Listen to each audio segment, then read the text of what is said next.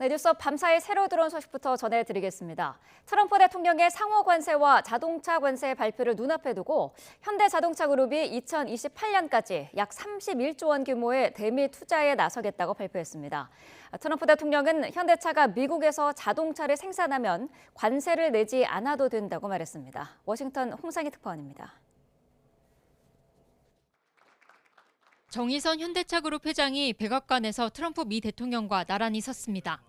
정 회장은 루이지애나주 제철소 건설을 포함해 2028년까지 앞으로 4년 동안 210억 달러, 우리 돈으로 약 31조 원 규모의 대미 투자에 나서겠다고 밝혔습니다. A key part of this commitment is our $6 billion investment to strengthen the U.S. supply chain from steel and parts to automobiles.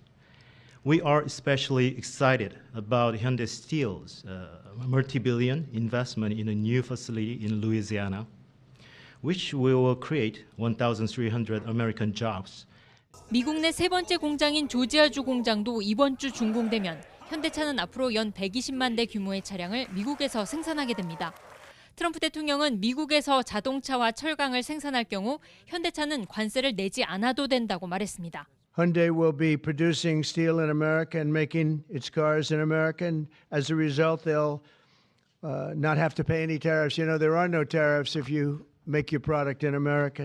또 현대차의 이번 대규모 미국 투자가 관세의 효과라고 강조했습니다. Get ready. This investment is a clear demonstration that tariffs very strongly work, and I hope other things also, but the tariffs are bringing them in at levels that have not been witnessed.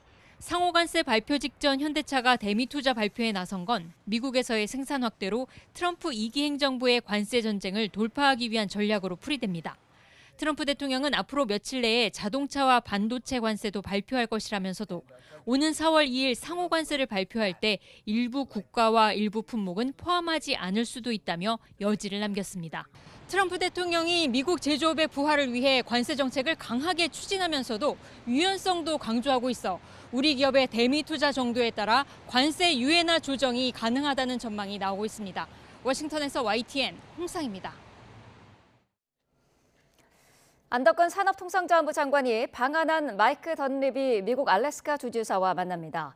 안 장관은 오늘 오후 던립이 주지사와 비공개로 만나 트럼프 미국 대통령이 추진하는 알래스카 액화 천연가스 사업을 논의할 예정입니다. 앞서 안 장관은 알래스카 상황이 어떤지 조금 더 구체적으로 협의해보고 우리가 어떤 협력을 할 수 있을지 검토해볼 계획이라고 말했습니다. 트럼프 미국 대통령이 다음 달 2일 상호관세 부과를 강행할 예정인 가운데 정부가 최악의 시나리오를 가정해 대비해야 한다고 강조했습니다. 산업부 당국자는 정부 세종청사에서 기자들과 만나 상호관세 부과를 전제로 대응을 준비하는 상태라며 가장 나쁜 상황을 전제로 대비책을 마련하고 있다고 밝혔습니다. 그러면서 우리에게 우호적 대우를 해줄 것에 협상력을 집중하고 있다면서 주요 경쟁국이 상호 관세율 얼마를 맞을지가 경쟁 차원에서 중요하다고 설명했습니다. 네, 어제 오후 6시 반쯤 서울 명일동에 있는 도로에서 가로 18m, 깊이 30m 규모로 추정되는 대형 땅꺼짐이 발생했죠. 사고 당시 오토바이 운전자가 구멍으로 추락하는 장면이 포착돼 소방당국이 밤사이 수색 작업을 이어가며 오토바이까지는 확인을 했지만 아직 실종자를 찾지는 못했습니다. 현장에 나가 있는 취재기자 연결해서 알아보겠습니다. 네, 자 지금 상황 어떤지 좀 전해주시죠. 네, 날이 밝으면서 사고 현장의 처참한 모습 여실히 드러나고 있습니다. 도로 끝에 있는 전봇대도 그대로 땅속으로 떨어져 있는 모습도 볼 수 있었는데요. 사고 당시 오토바이 한 대가 구멍으로 추락했다는 소식이 알려진 뒤로 소방당국은 밤사이 수색 작업을 이어왔습니다. 당국은 사고가 난 지 9시간여 만인 오늘 새벽 3시 반쯤 땅꺼짐으로 20여 미터 아래로 추락했던 오토바이를 발견했습니다. 이보다 앞선 새벽 1시 40분쯤에는 지하 수색 과정에서 오토바이 운전자의 휴대전화도 발견한 것으로 파악됐는데요. 아직 추락한 오토바이 운전자를 찾지는 못한 것으로 파악됐습니다. 이 소방당국은 조금 전 언론 브리핑을 통해 땅꺼짐으로 발생한 토사량이 6,400톤가량 된다면서 지금까지 1,800톤을 배수했다고 설명했는데요. 계속해서 지하 배수 작업을 진행한 뒤 구조대원들을 투입해 수색을 이어간다는 방침입니다. 네, 배민혁 기자, 사고 규모가 워낙에 큰데요. 인근 지역에 여파는 없습니까? 네, 제 뒤로 보시는 것처럼 노란 통제선이 설치된 모습을 볼 수 있는데요.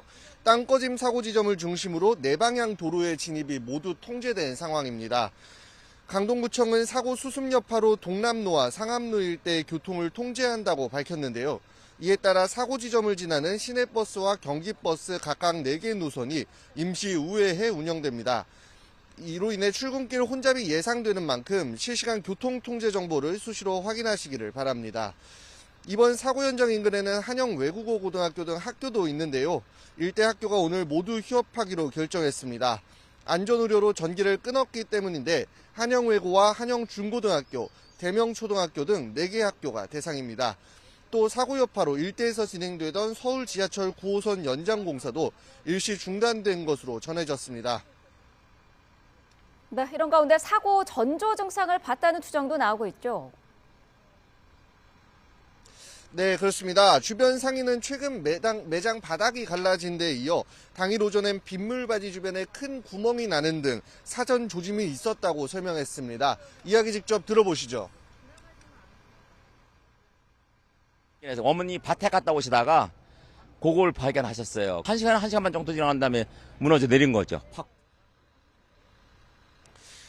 제보자는 YTN 취재진에게 사고 발생 당일 오전부터 이미 땅꺼짐이 일어날 조짐이 있었다고 설명했습니다.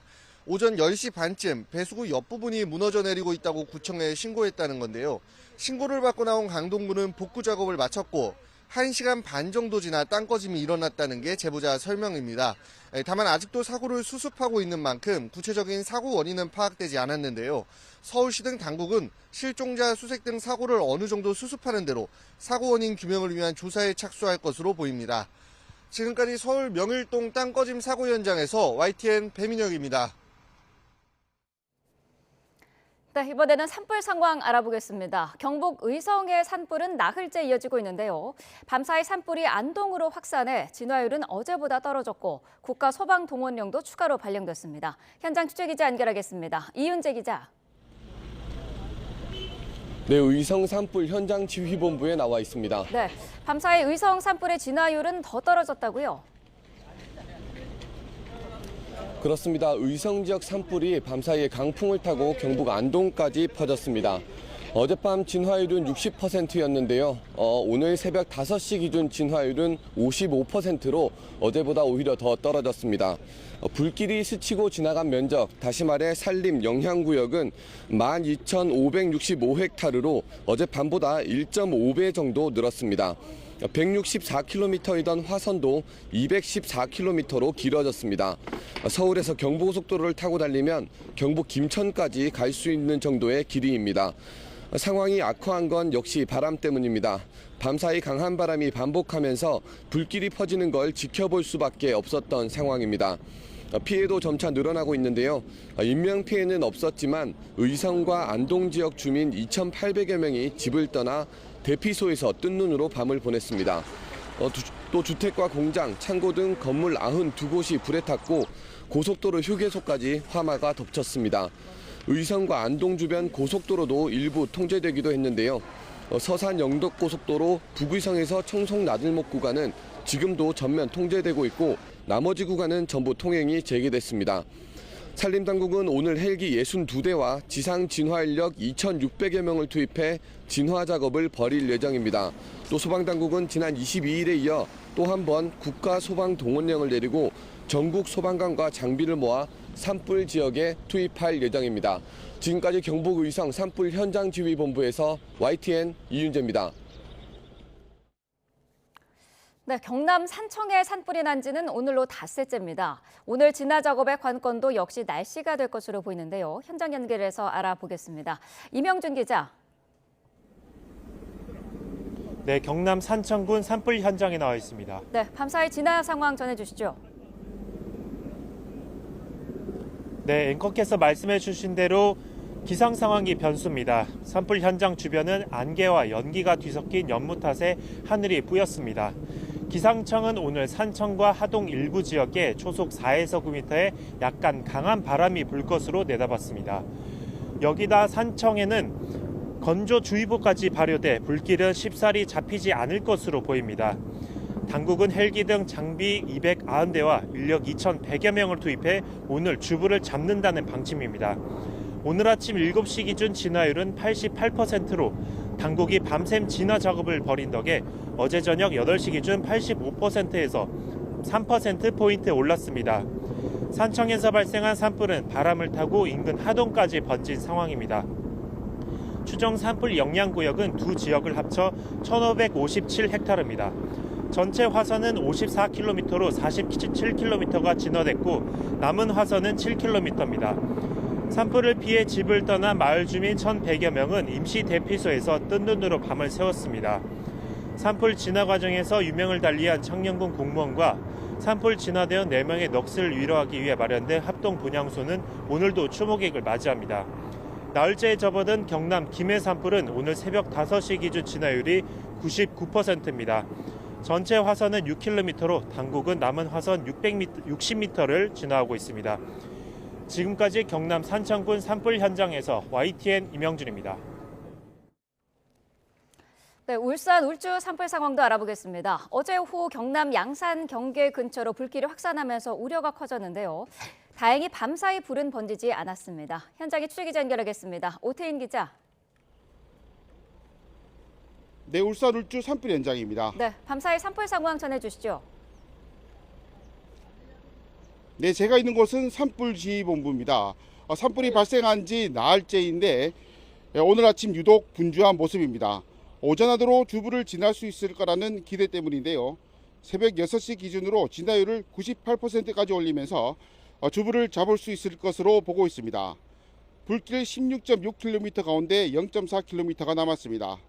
다행히 밤사이 바람이 잦아들면서 큰 확산은 없었습니다. 산불 현장은 날이 밝은 직후 헬기가 물을 붓고 있는데요. 진화 인력도 산에 올라 불을 정리하고 있습니다. 특히 어제 대운산 정상 인근으로 불이 번졌습니다. 대운산을 넘으면 경남 양산인데 시 경계를 넘어 불이 확산할 우려가 컸습니다. 울산시 등 관계기관은 산불 진화 전문 인력으로 특별 진화대를 편성해 불길이 산 정상으로 넘지 않도록 대응에 나섰습니다. 어제 종일 헬기 15대와 인원 2,400명이 투입돼 진화 작업을 벌였습니다. 하지만 강한 바람으로 불이 번져 진화율은 60%대를 오갔는데요. 산불 영향구역이 435헥타르를 넘었습니다. 피해가 커지는 가운데 울산시는 바람이 누그러드는 오늘 오전 주부를 잡기 위해 총력을 다한다는 방침입니다. 지금까지 울산 울주 산불 현장에서 YTN 오태인입니다. 한덕수 대통령 권한대행이 오늘 복귀 후 첫 국무회의를 주재합니다. 한덕수 대행은 당분간 산불 등 당면한 국내 현안에 힘을 쏟으며 통상과 외교 문제 등을 집중할 것으로 보입니다. 자세한 내용 취재기자 연결해 알아보겠습니다. 박희재 기자. 네, 정보 서울청사입니다. 네, 한덕수 권한대행 복귀 이틀째입니다. 일단은 통상 등 대외 현안에 집중하는 분위기라고요. 네, 그렇습니다. 한덕수 대행은 복귀 첫날인 어제 첫 일정을 비롯해 오후 내내 산불 대응 상황을 점검하는 데 상당 시간을 쏟았습니다. 국무위원 간담회와 함께 늦은 밤까지 국가안전보장회의, NSC를 열고 안보와 외교 상황 전반을 점검했다면 이틀째부터는 본격적으로 현안별로 구체적인 해법 찾기에 나설 것으로 보입니다. 한덕수 대행이 우선순위로 꼽은 과제는 통상전쟁 대응입니다. 어제 대국민 담화에서도 가장 시급한 과제로 언급하면서 국익에 모든 영향을 쏟겠다고 말했는데요. 다만 지난해 직무정지로 이곳을 떠난 이후 미국 트럼프 대통령이 취임하면서 한 대행 입장에서는 첫 관계 형성부터 시작해야 하는 상황입니다. 정부 관계자도 주무부처를 중심으로 한 대행과 트럼프 미국 대통령 간 전화통화를 시급하게 추진하고 있고 일단은 여기에 집중할 것으로 보인다고 설명했습니다. 앞서 정부는 미국을 비롯한 주요국에 한 대행의 헌재 탄핵 심판 기각 소식을 설명했고 이 과정에서 조세비온 주미 대사대리는 한미동맹의 확고한 지지는 변함없다는 뜻을 전하기도 했는데요. 한편 복귀 일성으로 여야의 초당적 협조를 구했던 한덕수 대행에게 마은혁 헌법재판관 후보자 임명 문제로 큰 부담으로 남아 있습니다. 탄핵심판 기각 판단을 내린 헌법재판관들도 이 부분을 지적했고 우원식 국회의장도 한 대행 복귀 이후 SNS를 통해 마은혁 후보자 임명을 촉구했습니다. 김 여사 상설특검 후보자 추천 의뢰목, 상법 개정안 등 산적한 정쟁 현안을 어떻게 풀어갈지도 관심인데요. 다만 주무부처에서 관련 현안에 대한 보고 자체는 아직 이뤄지지 않은 것으로 파악됐습니다. 당분간은 관련 입장 표명 없이 통상과 외교를 비롯한 대외 현안에 집중하는 분위기입니다. 새로운 소식은 나오는 대로 전해드리겠습니다. 지금까지 정부 서울청사에서 YTN 박희재입니다. 이런 가운데 윤 대통령 사건 결론은 4월로 넘어갈 가능성이 커지고 있다는 분석입니다. 헌법재판소가 통상 해오던 대로 마지막 주 목요일인 오는 27일 일반 사건을 선고하기로 했는데 윤 대통령 사건 선고 시점에 변수가 될 것으로 보입니다. 김영수 기자입니다.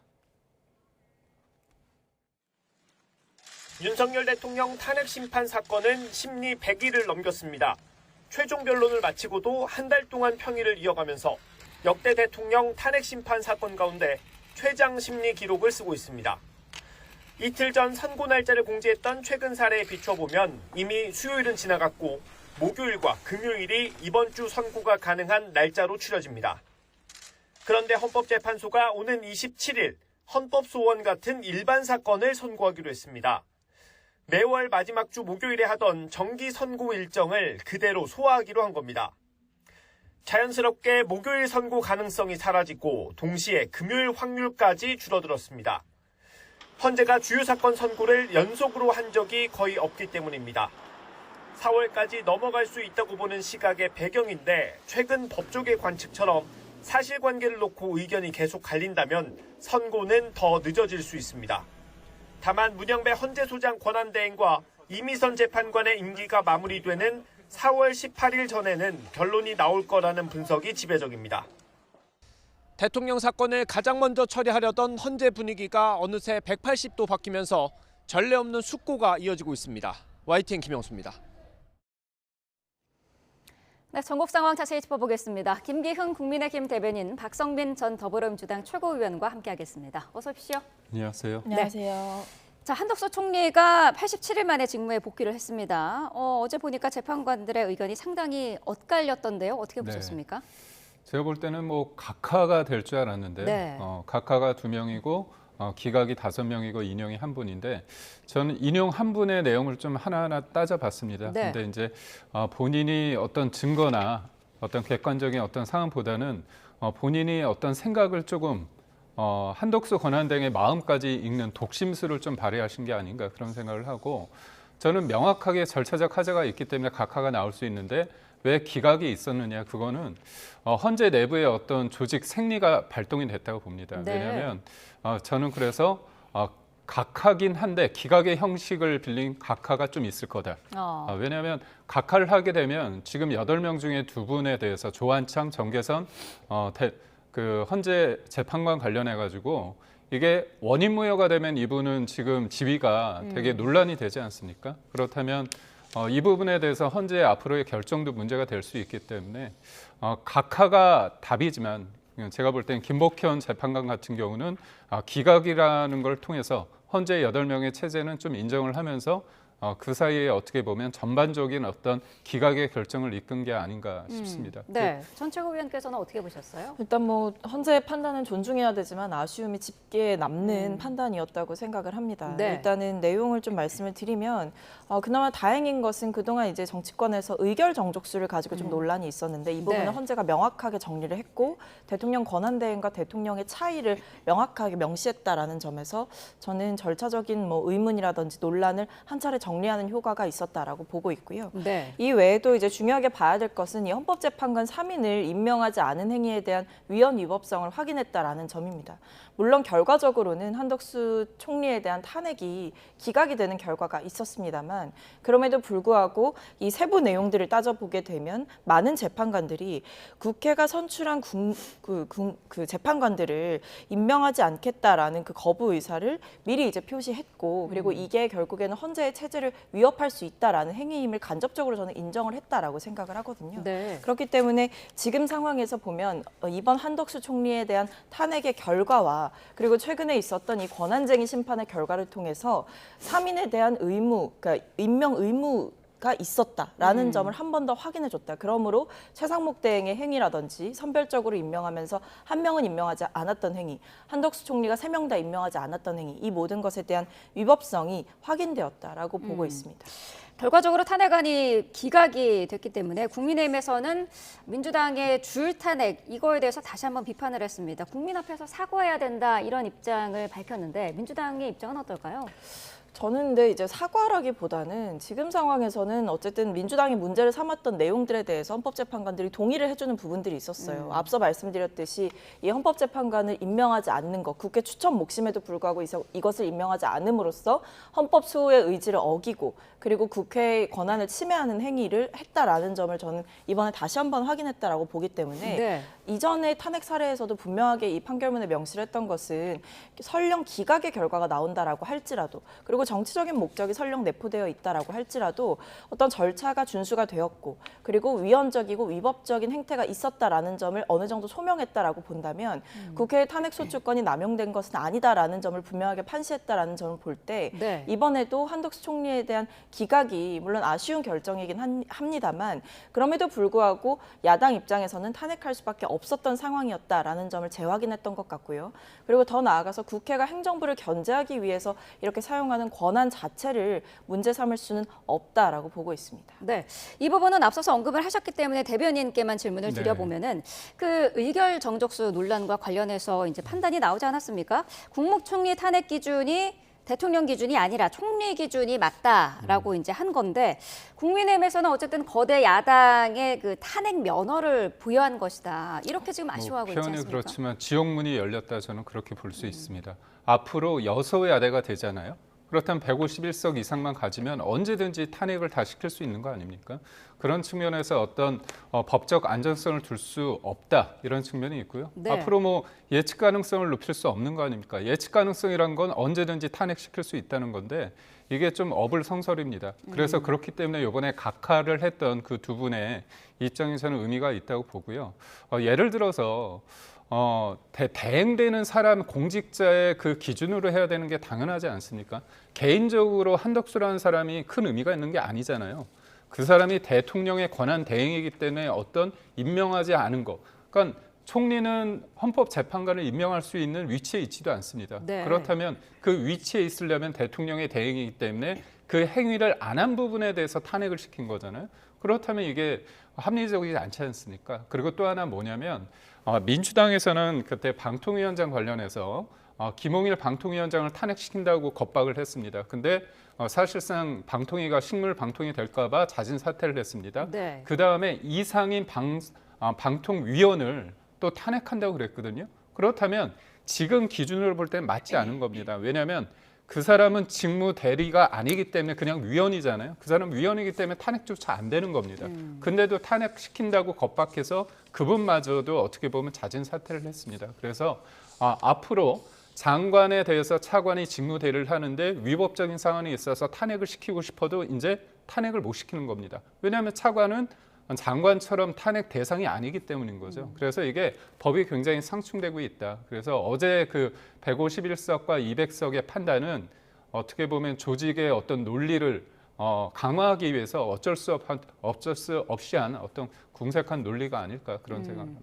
여당의 그런 입장을 좀 구체적으로 길게 말씀을 하시기 때문에 반론을 좀 드려볼 수밖에 없을 것 같아요. 근데 일단은 이걸 봐야 되는 거죠. 헌법재판관을 임명하지 않는 게 뭐가 문제냐. 결국 국가의 헌법 질서를 흔들 수 있는 중대한 결함을 직접적으로 발생시킨다라는 점에서 매우 위법한 행위라는 점을 한 번 더 말씀을 드려야 될 것 같습니다. 사실 그렇게 되면 그러니까 지금처럼 뭐 한덕수 총리라든지 최상목 권한대행처럼 이렇게 헌법재판관을 임명하지 않는 행태가 계속된다라고 한다면 만약에 지금과 같은 8인 체제가 아닌 상황에서 그런 방식의 부작위를 행한다라고 한다면 국가의 헌법 체제를 흔들 수가 있는 것이고 헌재를 마비시키는 상태까지 갈 수가 있는 것인데 이런 부분들에 대한 고려는 왜 여당이 하지 않는 것인지 결국에는 지금 상황에서 여당의 입맛대로 헌법재판관이 움직이지 않는다라고 해서 헌재를 공격하는 것을 서슴지 않고 그리고 여야 합의가 있어서 국회 추천이 이루어졌고 청문회까지 거친 상황임에도 불구하고 갑자기 대통령이 계엄을 선포했다라는 그 전후 상황이 바뀌었다는 이유만으로 갑자기 추천하고 합의했던 그 헌재 재판관들에 대해서 임명하면 안 된다라고 이야기를 하는 것이 것이 과연 지금 상황에서 어떤 법을 지키는 정치인들로서 할 수 있는 행위인지 저는 묻고 싶고요. 이외에도 저는 분명하게 해야 될 것은 한덕수 총리에 대한 기각이 한덕수 총리에 대한 완벽한 면죄부를 주지는 않았다라는 점을 말씀드려야 될 것 같습니다. 네. 앞서도 여러 가지 말씀을 드렸는데 이 재판관 미임명에 대한 위법성은 뭐 다수 의견으로 저는 확인이 됐다라고 생각하고 이외에도 정계선 재판관이 이제 지적을 하신 부분처럼 특검의 어떤 취지, 특검이라고 하는 것이 이제 신속하게 추진이 될 필요가 있고 그리고 진실을 밝히기 위해서라도 속도라든지 이런 것들이 중요한 상황 속에서 그 특검을 추천하는 것을 의뢰하지 않는 그런 방식의 지연이 있다라고 한다면 특검법 자체를 이렇게 무력화시킬 수가 있는 상황이라는 점을 중대한 헌법 위반으로 봤습니다. 이 부분은 분명히 한덕수 총리도 인지를 해야 될 것 같다고 보고 있습니다. 네, 어제 한 총리가 그 마은혁 후보자 임명에 대해서 기자의 질문을 받았는데 즉답을 하지 않았습니다. 임명을 안 해야 된다는 게 이제 국민의힘의 입장인 거죠? 뭐 그게 상식적이라고 봅니다. 왜냐하면 지금 민주당 입장에서는 8대0 자신하고 계시잖아요. 그리고 처음에 최상목 권한대행이 3명 중에 2명이 했을 때 8인 체제가 됐을 때 8년 전에 박근혜 전 대통령이 8인 체제 안에서 결과가 났을 때 그게 어떤 문제가 있느냐 그러지 않았습니다. 그렇기 때문에 8인 체제에 대해서 그냥 간다. 그렇게 다 어느 정도 여야가 됐습니다. 그러다가 지난달 말 정도부터 민주당이 마은혁 관련해서 굉장히 강하게 얘기하면서 최상목 권한대행을 탄핵시키겠다고 얘기를 하고요. 어제 결과가 나왔습니다. 기각이 되지 않았습니까? 근데도 불구하고 한덕수 대행을 또 탄핵시키겠다고 얘기를 하고 있어요. 이거 어떻게 하자는 겁니까? 9대0으로 졌잖아요. 그렇다면 반성하고 죄송하고 그런 표정을 줘야 되는데 그런 일련의 어떤 반성의 기미조차 보이지 않고 이거는 받아들이기 힘들다는 거 아닙니까? 그렇다면 저는 마은혁 재판관보다 국민보다 민생보다 마은혁 재판관에 대해서 이렇게 어떻게 보면 이렇게 올인하고 있는 이유는 뭡니까? 그야말로 지금의 불리한 상황에 대해서 마은혁 재판관을 우격다짐으로 꾸겨 넣어서 사실상 대통령의 탄핵에 유리한 어떤 판을 만들기 위한 어떤 정치적인 의도가 있을 수밖에 없다고 보고 있거든요. 그리고 제가 이제 정계선 그 재판관 관련해서 하나 좀 의문이 드는 건 뭐냐면요. 네. 2024년 12월 26일 날 3명에 대한 어떤 선출안이 통과가 됐습니다. 그리고 그 다음 날 바로 탄핵이 됐습니다. 한덕수 권한대행이. 그렇다면 하루 만에 뭐 불법적인 거 소위 말해서 임명하지 않았다는 이유로 탄핵이 된 거거든요. 그렇다면 뭔가 어떤 결정을 하고 그걸 임명할 수 있는 시간이 필요한 거 아닙니까? 그래서 기각을 했던 이른바 이제 우리 편 연구회 출신에 있는 진보 성향의 재판관마저 뭐라고 얘기했냐면 헌재를 무력화할 목적이나 의사에 따른 것으로 볼 객관적인 자료가 없다. 그렇기 때문에 기각을 했는데 그럼에도 불구하고 딱 하루 동안 뭔가 임명하지 않았다고 해서 그거를 파면에 이를 정도로 본 정계선 재판관의 어떤 그 판단에 대해서 국민들이 얼마나 동의를 할지는 의문입니다. 네, 첨언하실 부분이 있으실까요?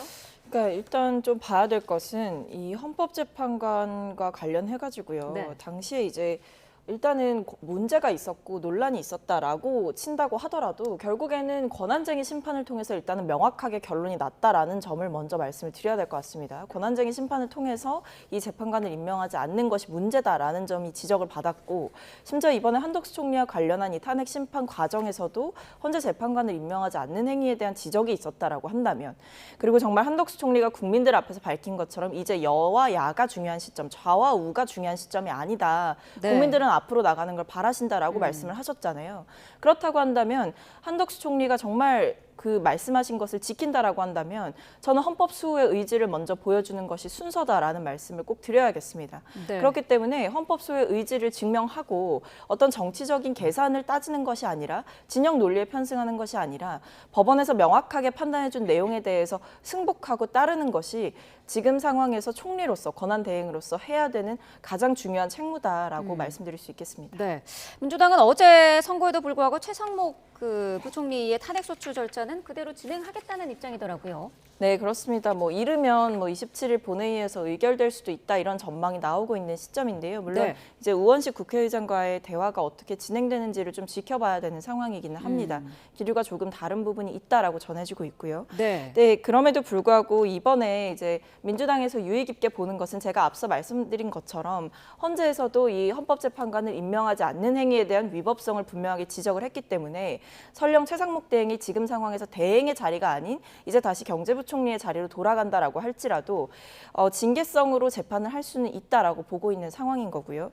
이외에도 마용주 대법관에 대해서 임명하지 않았던 부분, 그리고 상설특검이라든지 김건희 여사 관련한 특검법에 대해서 추천을 하지 않았던 부분, 이런 것 하나하나가 사실은 헌법소의 의지가 부족했다라는 점을 확인했고, 그리고 위헌적이고 위법적인 행태를 지속했다라는 점을 최상목 대행이 그동안 간접적으로 그리고 직접적으로 보여줬던 바가 있었기 때문에 네. 민주당 입장에서는 지금 탄핵을 그대로 간다라는 입장입니다. 그래서 네. 위헌적이고 위법한 행위라는 것에 대해서 어떻게 보면 이번 판단을 통해서 한덕수 총리와 관련한 판단을 통해서 한 번 더 확인을 받았기 때문에 최상목 대행에 대해서도 필요한 부분을 조치를 해야 한다라는 의지가 강한 상황인 겁니다. 네, 지금 어쨌든 예정된 본회의가 오는 27일에 있고요. 만약 이때 탄핵안을 보고하면 표결을 위해서 이제 후속 본회의를 네. 열어야 하는데 우원식 의장이 어떤 결정을 내릴까요?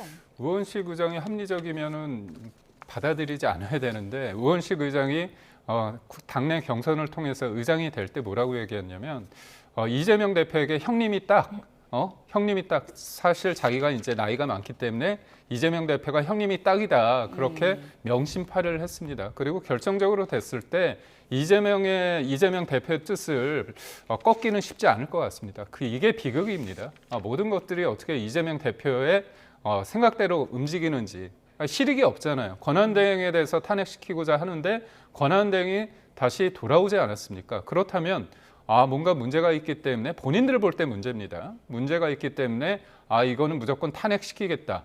경제 수장입니다. 근데 저는 참 이해할 수 없는 게 지난주에 이재명 대표께서 삼성전자 부회장 이재용 부회장을 만났습니다. 네. 그때 뭐라고 했냐? 기업이 잘 살아야지 잘 돼야 나라가 잘 된다고 얘기했습니다.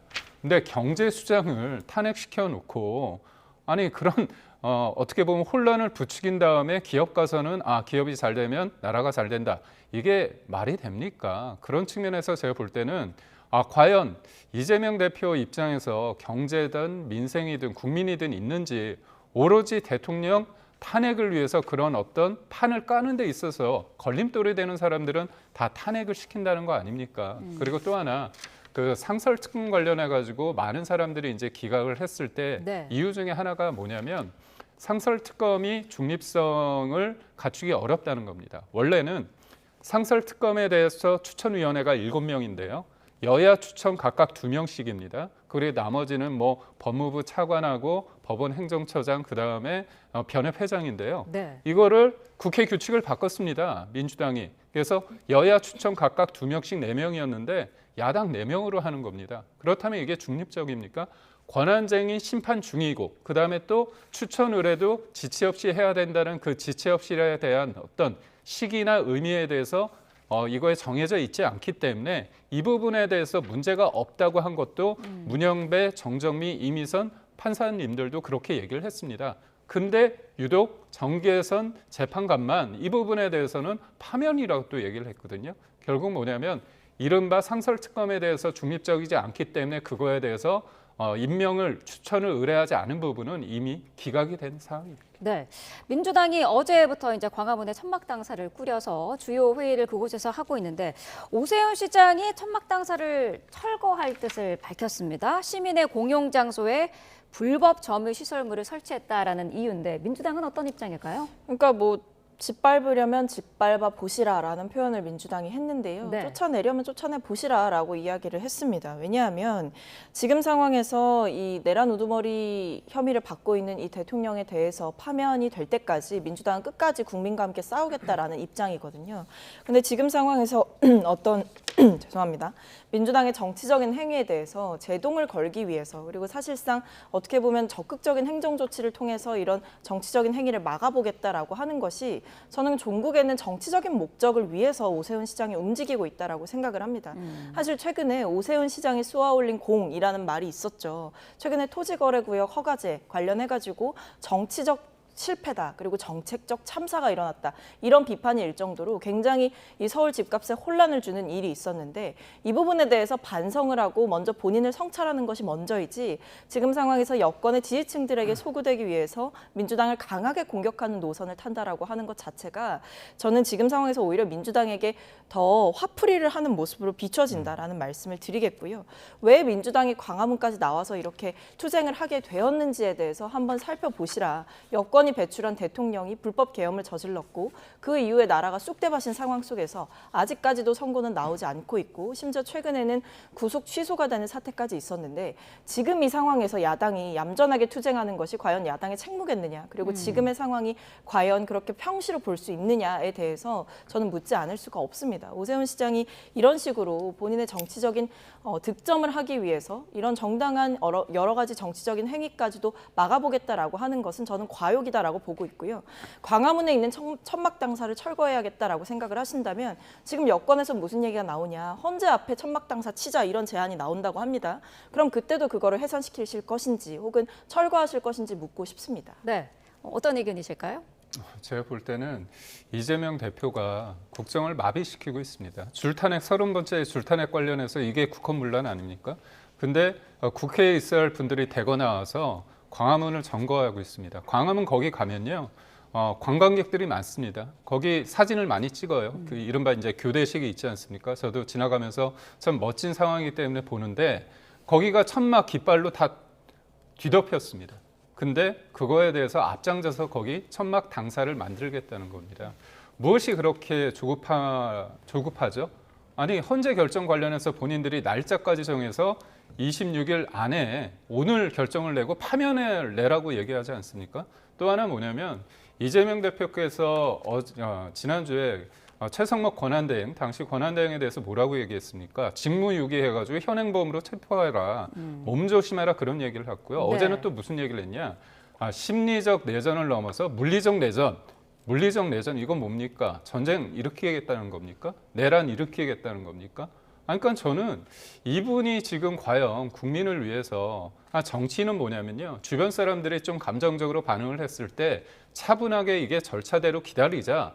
우리가 뭔가 정치적으로 풀어보겠다 이게 아닙니다. 무조건 숫자는 깡패라는 그런 것 통해서 다 일방적으로 탄핵안 남발하고 그거에 대해서 결과가 다 무참하게 기각이 됐는데도 불구하고 이런 방법 없는 거 아닙니까? 미안함이 전혀 없습니다. 1260일 이게 뭐냐면 8명 사람들이 직무 정지된 기간이고요. 여기 80여일을 더하면요. 1350여일 동안 직무 정지된 기간입니다. 그 사람들 다 월급 받습니다. 그런데 일을 못하게 만든 거죠. 이거 누구를 위한 겁니까? 그리고 저는 이재명 대표께서 최근에 벌금, 과태료 300만 원 받았습니다. 이게 뭐냐면 증인으로 나오라고 하는데 법원 무시했어요. 그리고 불출석 사유서도 내지 않았습니다. 그리고 광장에서 불법적으로 점유하고 있습니다. 근데 너무나 당당해요. 뭐라고 표현하냐면 이 부분에 대해서는 지연 말단적인 어떤 부분이라고 민주당에서는 얘기합니다. 불법을 조장하면서 그렇게 행하면서 어떤 부분에 대해서 문제 제기를 하니까 지연 말단적이고 본인들은 다 절대선이고 그거에 대해서 법을 지키는 국민들은 바보입니까? 권한을 갖고 어떤 힘을 가졌으면 겸손하고 그래야 되는데 제가 볼 때는 여전히 내란 지금 내란 중입니까? 제가 내란을 선동하는 거는 민주당이라는 것을 분명히 말씀드립니다. 근데 한 가지 정정해드리고 싶은 것은 이제 이재명 대표의 발언이 마치 전쟁을 일으킨다 이런 표현을 쓰셨는데 그게 아니라 이재명 대표의 발언은 헌재 선고가 지연되면서 심리적 어떤 내전 상태를 넘어서서 물리적인 내전까지도 예고가 되고 있는 상황이다라고 이야기를 하신 거거든요. 그러니까 이건 뭐냐면 이재명 대표가 뭐 어떤 물리적 충돌을 유발시키겠다 이런 이야기가 전혀 아니고 사실 최근에 이제 민주당의 백혜련 의원이 계란을 맞는 일도 있었고 그 외에도 사실은 뭐 이재명 대표에 대한 테러 어떤 첩보가 들어오거나 예고가 들어오거나 아니면 헌재 재판관들에 대한 신상 털기와 그다음에 더 나아가서는 뭐 테러 위협 이런 것들까지 사실 온라인상에서 계획되면서 수사가 이뤄지는 일이 있었잖아요. 그러니까 이게 결국에는 이 사회가 극심하게 갈등을 빚게 되면서 어떤 물리적인 충돌까지도 예고되거나 사실은 헌재 선고일에 어떤 정말 충돌이 일어나는 것 아니냐라는 우려가 더 많아지고 있는 상황에 대해서 지적을 하신 거기 때문에 네. 이 부분의 의도는 제가 좀 정확하게 전해드리고자 합니다. 네. 자, 여기까지 듣겠습니다. 김기흥 국민의힘 대변인, 박성민 전 더불어민주당 최고위원과 함께했습니다. 고맙습니다. 맞습니다.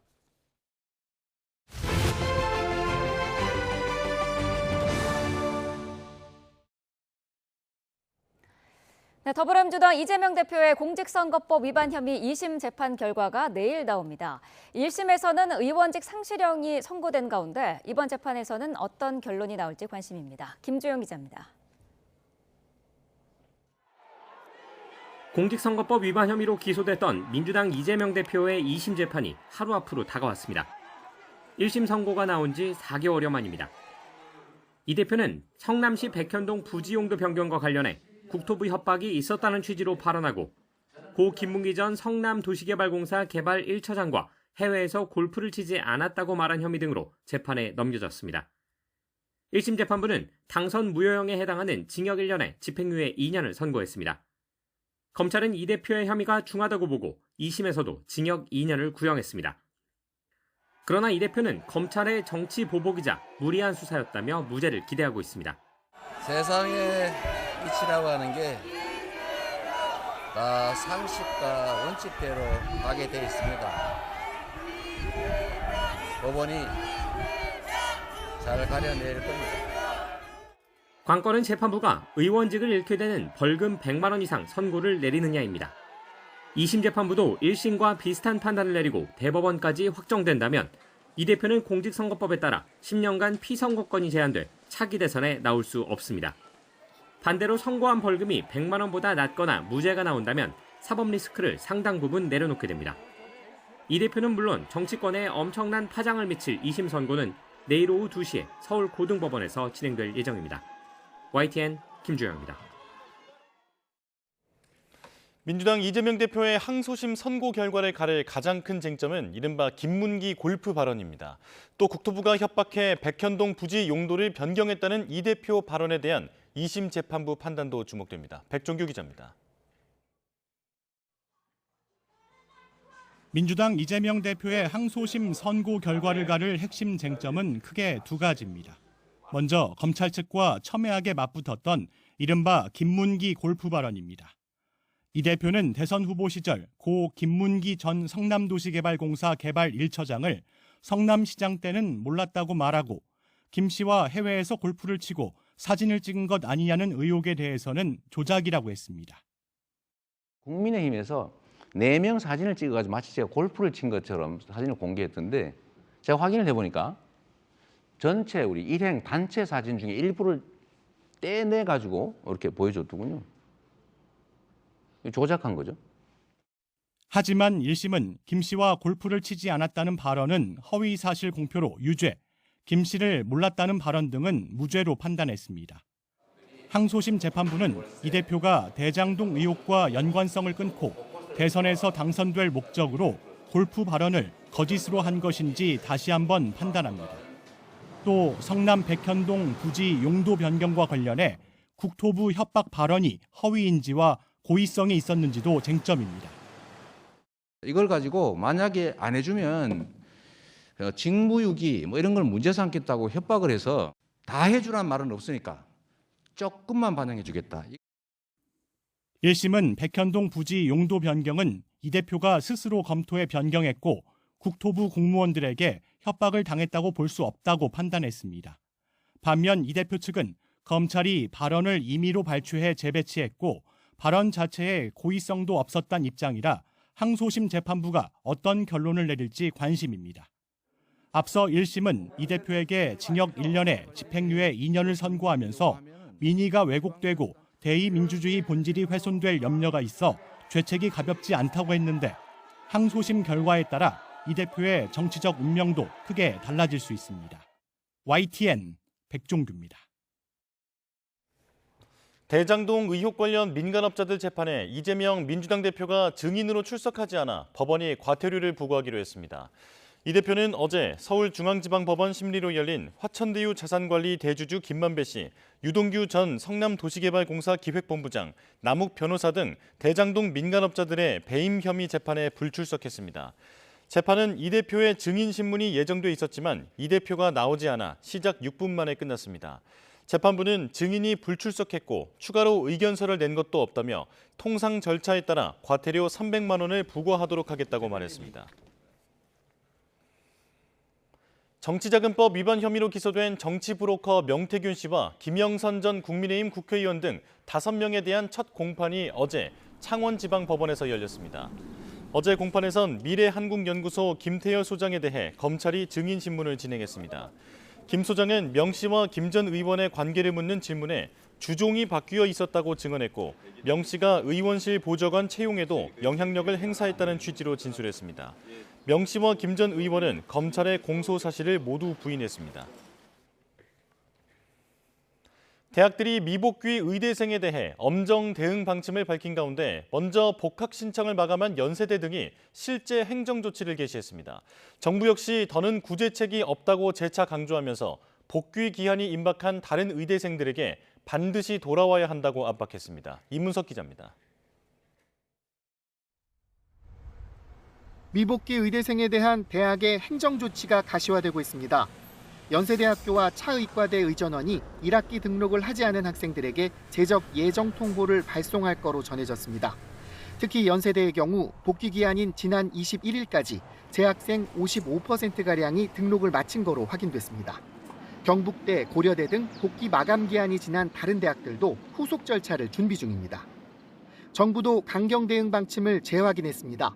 김홍순 교육부 의대교육지원관은 미복귀로 재적 유급된 의대생에 대해 별도 구제책을 마련하지 않고 있다며 꼭 복귀해야 한다고 강조했습니다. 내년 의대 정원 동결 조건인 정상 수업이 가능한 복귀 기준에 대해선 대학들이 판단할 거라고 전했습니다. 이에 대해 의과대학 총장들은 과반 수준 복귀율을 교육 가능 기준으로 제시했습니다. 그러면서 학교별로 복귀율의 차이가 나도 의대 정상화를 위해 공동 대응할 예정이라고 밝혔습니다. 너무 수치에 국한하지 않고 정상적으로 수업이 진행될 수 있다고 판단되면은 모두 같은 보조를 취하기로 그렇게 결정을 했습니다. 앞서 신청 마감한 대학 복귀율이 절반을 넘기고 정부는 추가 조치가 없다고 못 박으면서 복학 기한이 임박한 의대생들의 심리적 압박감은 더 커질 전망입니다. YTN 이문석입니다. 서울 강남 3구와 용산구가 어제부터 갭 투자를 전면 금지하는 토지거래 허가구역으로 지정됐는데요. 한 달 전 토허제 해제로 집값이 치솟았던 잠실과 대치동 아파트 단지에는 매수 문의가 뚝 끊겼습니다. 서울시의 정책 혼선에 따른 파장은 당분간 계속될 전망입니다. 박기환 기자가 현장에 다녀왔습니다. 이른바 엘리트로 불리는 잠실 아파트 3대장 에이스, 리센츠, 트레지움. 지난달 토지거래 허가제가 해제된 뒤 송파구 집값 상승세를 이끌어왔지만 다시 토지거래 허가구역으로 묶였습니다. 갭 투자 막차를 타려는 사람들로 쉴 틈 없었던 부동산 전화벨 소리도 끊겼습니다. 올라가지도 않고 내려가지도 않고 일단 서로 이제 감당하는 게 되겠죠.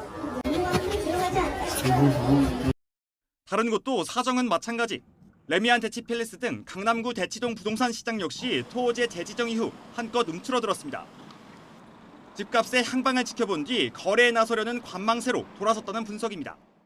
토요일은 지금 하겠다가 안 나온 거예요. 돈이 있던 사람들이 그냥 못 갖고 치는 이곳 대치동을 포함한 강남구 전역 그리고 서초구와 용산구, 송파구까지 아파트 40만 호가 토지거래 허가제의 대상이 됐습니다. 이들 지역에선 이른바 갭 투자를 이용한 주택 거래가 앞으로 6개월 동안 사실상 불가능해졌습니다. 토호제 해제 뒤 한 달여 만에 수억 원이 치솟은 집값은 일단 안정을 찾을 것으로 전망됩니다. 가격 안정에 효과가 있겠지만 이게 오래 묶으면 묶을수록 부작용은 더 많이 발생한다라고 보는 거죠. 언젠가는 수요가 폭발할 시기는 온다는 거죠. 정부는 일단 9월까지 4개 구에 적용된 토호제의 효과를 지켜본 뒤 기간 연장과 함께 인근 지역으로 확대할지도 검토하겠다는 입장입니다. 하지만 한 달 만에 번복된 토호제와 오락가락하는 대출 규제까지 일관성 없는 정책에 대한 불신이 커지면서 현장의 혼란은 계속되고 있습니다. YTN 박견입니다. 경북 의성 산불이 강한 바람을 타고 확산하는 모양새입니다. 재산 피해는 눈덩이처럼 커지고 주민 대피령이 내려진 곳이 늘고 있습니다. 이윤재 기자가 보도합니다. 고속도로 휴게소에 시뻘건 불길이 치솟습니다. 산은 희뿌연 연기로 뒤덮였습니다. 산불이 강한 바람을 타고 퍼져 고속도로까지 집어삼키면서 고속도로 북의성에서 영덕 구간이 전면 통제됐습니다. 의상대사가 창건한 거로 알려진 신라 천년 고찰은 잿더미로 변했습니다. 건물은 완전히 무너졌고 바닥에는 깨진 기와장만 놔둔 겁니다. 정말 참담하기 이를 데 없고 천년 고찰을 유지하면서 신도들의 기이치고 스님들의 목탁 소리와 향화가 끊이지 않았는데 여의도 30배 가까운 산림을 휩쓸고 간 의성 산불은 지금도 계속되고 있습니다. 헬기 60대가 쉴 새 없이 진화 작업을 벌였지만 순간 초속 25m에 이르는 강풍을 이기지 못했습니다. 진화율은 60% 정도, 전체 화선은 164km인데 여전히 66km가 남았습니다. 산불 확산에 의성은 물론이고 안동 일부 지역에도 주민 대피령이 내려졌습니다. 대피소에서 생활하는 주민도 900명으로 늘었습니다. 대피하라고 방송은 떴는데 위에 지금 마을 분들이 지금 내려오시고 계셔서 그분들하고 같이 가려고 지금 전부 다 대기하고 있는 겁니다. 의성 산불은 성묘객 실화에서 시작된 것으로 보입니다. 최초 발화지로 추정되는 산소 앞에는 이렇게 산불 원인 조사를 알리는 통제선이 쳐졌습니다. 봉분 앞에는 발화 원인으로 보이는 라이터가 놓여져 있습니다. 50대 성묘객은 묘지를 정리하다 불을 냈다고 직접 신고한 거로 알려졌습니다. 산불을 냈으면은 가면 안 되니까 여기 있어야 된다 해서 하니까 그냥 그대로 내려가 버리더라고요. 당황을 했어. 산소를 가보니까 터보 라이터라든지 소주 병뚜껑이 있었고. 산림당국은 밤사이 불이 확산하지 않도록 막고 날이 밝는 대로 가용 헬기를 모두 투입해 진화에 나설 방침입니다. YTN 이윤재입니다. 경북 의성 지역 산불이 밤사이 안동 지역까지 확산하며 전체 화선도 214km로 길어졌습니다. 산림당국은 오늘 새벽 5시 기준 산불 영향구역은 12,565헥타르로 어젯밤 8시 기준 8,490헥타르보다 1.5배 정도 늘었다고 밝혔습니다. 밤사이 강풍을 타고 불길이 안동 지역까지 번지며 의성과 안동 지역 주민 2,800여 명이 집을 떠나 대피소로 몸을 피했고 주택과 공장, 창고 등 건물 92곳이 피해를 입었습니다. 강풍을 타고 도깨비불처럼 번지는 비화 현상이 나타난 의성 지역은 예상치 못한 곳으로 산불이 번지며 안동까지 확산했습니다. 장기화하는 대형 산불, 모레 예보된 비가 최대 변수가 될 전망입니다. 정혜윤 기자입니다. 진화 헬기 아래로 붉은 가루가 쉴 새 없이 쏟아져 내립니다. 산불 지연제입니다. 산불 확산 전 주요 시설물이나 주변 문화재에 미리 살포하면 산불이 번지는 걸 막을 수 있습니다. 산림청은 이번 의성과 산청 산불에서 친환경 성분인 이 지연제로 주변 중요 시설물을 보호하고 있습니다. 다만 의성 지역에서는 바람을 타고 도깨비불처럼 번지는 비화 현상이 나타나며 산불이 예상하지 못한 다른 곳으로 확산했습니다.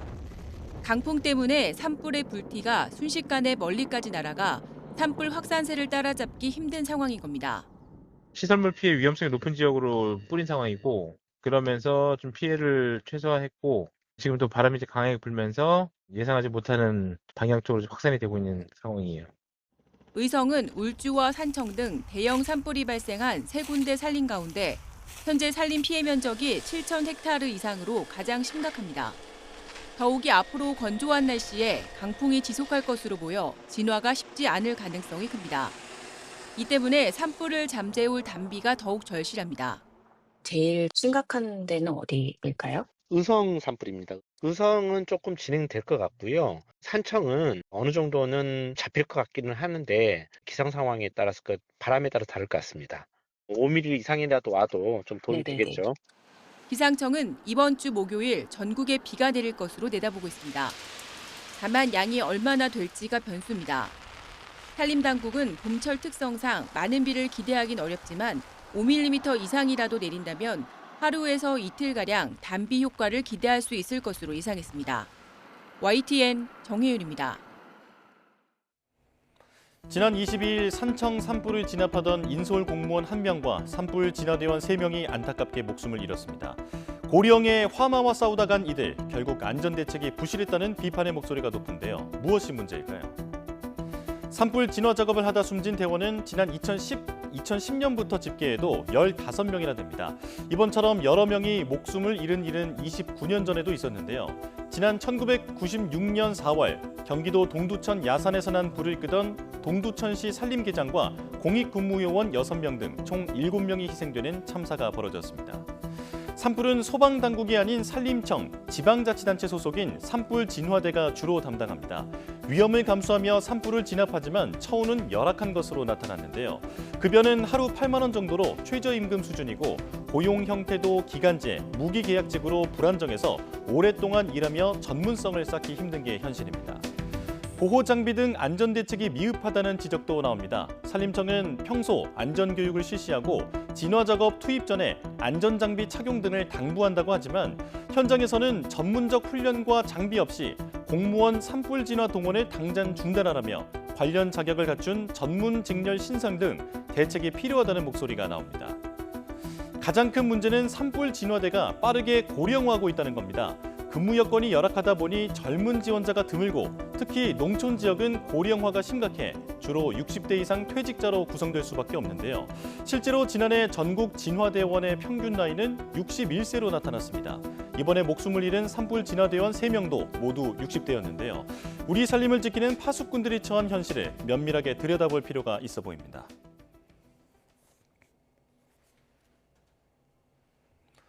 이번에 산불과 싸우다 희생된 4명의 합동 분향소가 경남 창녕군에 마련됐습니다. 산불 대처법을 교육했던 강사와 동료 진화대원 등 희생자들과 각별한 인연을 맺었던 이들을 차상은 기자가 만나봤습니다. 산불과 맞서 싸우다가 목숨을 잃은 희생자들의 사진 앞에 하얀 국화꽃들이 놓였습니다. 산청 산불로 숨진 산불 진화대원 3명과 공무원 1명의 합동 분향소가 마련됐습니다. 불과 2달 전 희생자들에게 산불이 났을 때 어떻게 대처해야 하는지 교육했던 강사. 진지한 모습으로 강의를 듣던 희생자들의 얼굴이 아직도 선해 황망한 마음을 감추지 못합니다.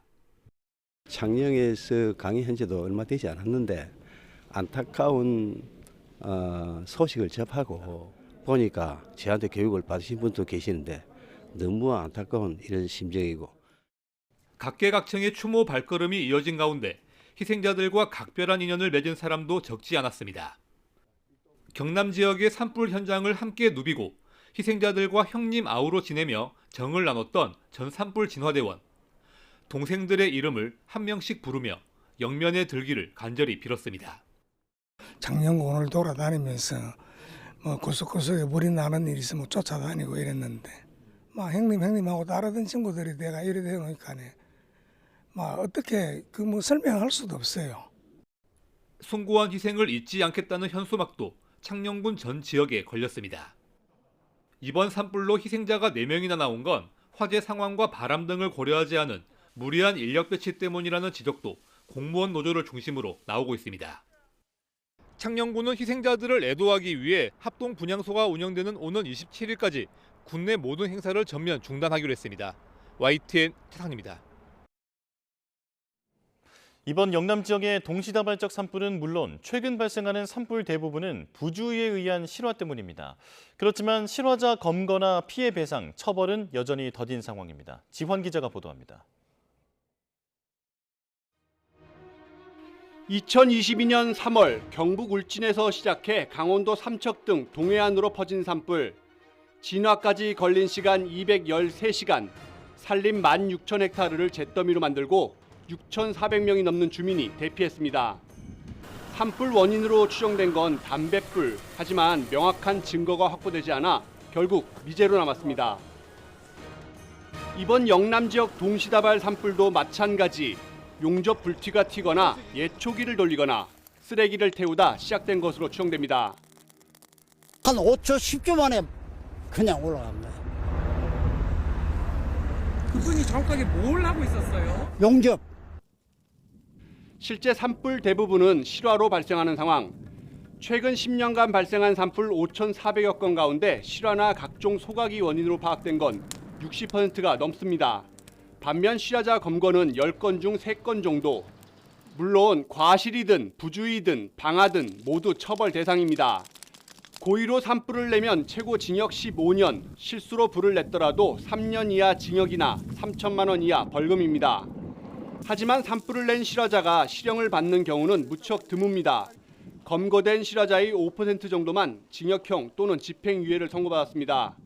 실제 산불이 가장 잦은 강원 지역의 경우 최근 3년간 내려진 산불 관련 판결 가운데 실형이 나온 건 단 1건. 강릉 옥계 산불 당시 토치로 집에 불을 붙인 60대를 빼곤 나머지는 기소유예나 사회봉사명령, 벌금형이었습니다. 산불 실화자가 개인일 경우 피해 배상이 이루어진 사례를 찾기는 더욱 어렵습니다. 산불 원인자가 명확하더라도 고의로 불을 냈다고 볼 만한 여지가 많지 않고 농촌이나 산촌 지역에 사는 가해자인 경우에는 고령인 경우가 많아서 법정에서 징역형이 선고되는 경우는 드문 것 같습니다.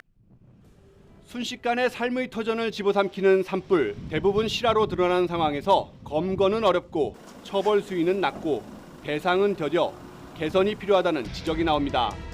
YTN 지환입니다. 네, 어제 오후 6시 반쯤 서울 명일동에서 대형 땅꺼짐 사고가 나며 한 명이 매몰되고 한 명이 다쳤습니다.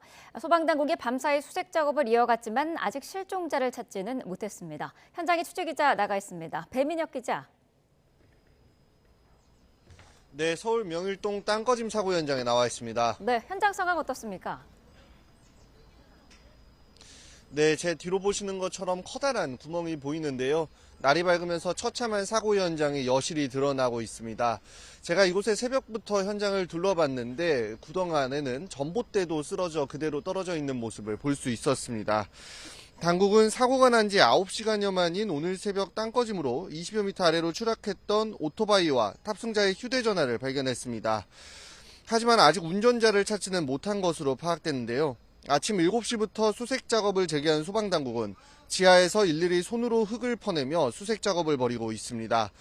잠수복을 입은 구조대원은 물론 인명구조견도 투입했는데 다만 소방 로봇은 진흙 안에서 작동이 불가능해 철수한 상태입니다.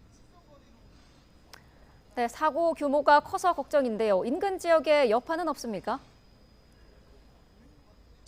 네, 제 뒤로 노란 통제선이 설치된 모습을 볼 수 있는데요. 땅꺼짐 사고 지점을 중심으로 네 방향의 도로에서 진입하는 교통이 통제되고 있습니다. 동남로와 상암로 일대 교통이 통제돼 사고 지점을 지나는 시내버스와 경기버스 각각 4개 노선이 임시 우회해 운행됩니다. 출근길 혼잡이 예상됐던 만큼 실시간 교통 통제 정보를 수시로 확인하시기를 바랍니다. 또 안전우려로 전기를 끊으며 한영외고와 한영중고등학교, 대명초등학교 등 4개 학교가 오늘 하루 휴업을 하기로 결정했습니다. 또 사고 여파로 일대에서 진행되던 서울지하철 9호선 연장 공사도 일시 중단된 것으로 전해졌습니다.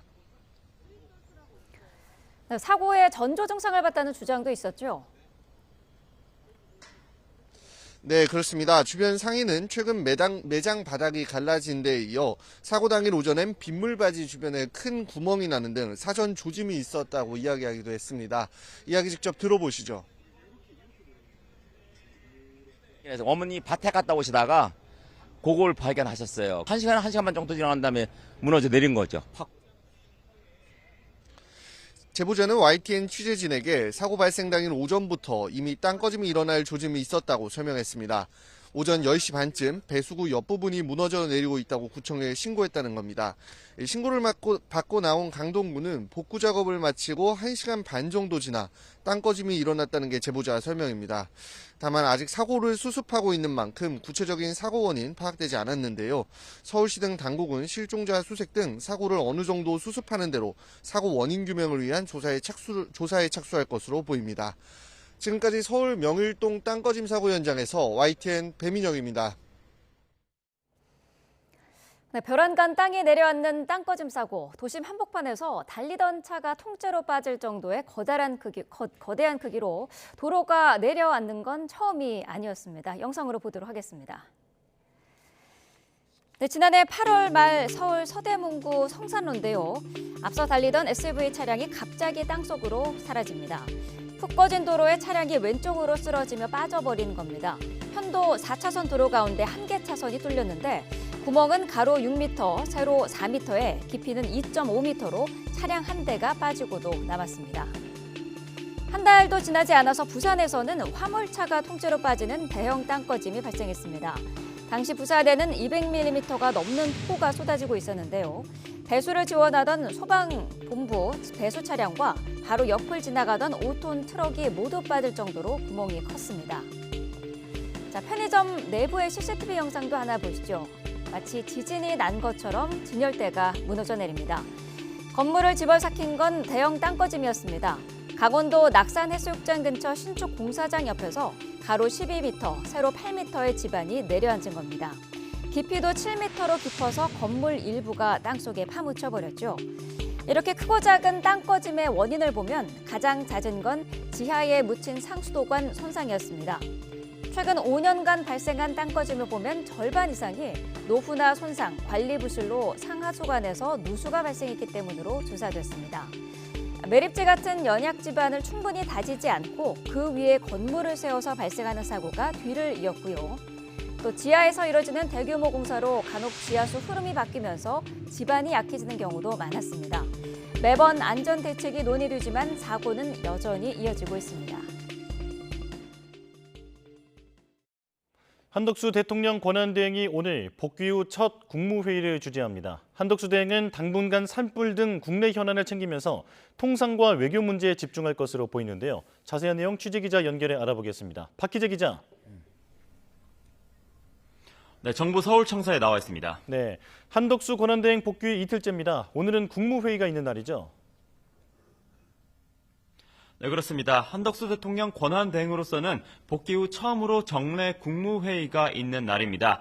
국회에서 넘어온 법률안들이 이 회의를 거쳐서 심의 의결 절차를 거치는 만큼 오늘부터는 구체적인 현안 챙기기에 나설 것으로 보입니다. 이와 함께 한덕수 대행이 우선순위로 꼽고 있는 과제는 이른바 통상전쟁 대응입니다. 어제 대국민 담화에서도 가장 시급한 과제로 언급하면서 국익에 모든 역량을 쏟겠다고 말했는데요.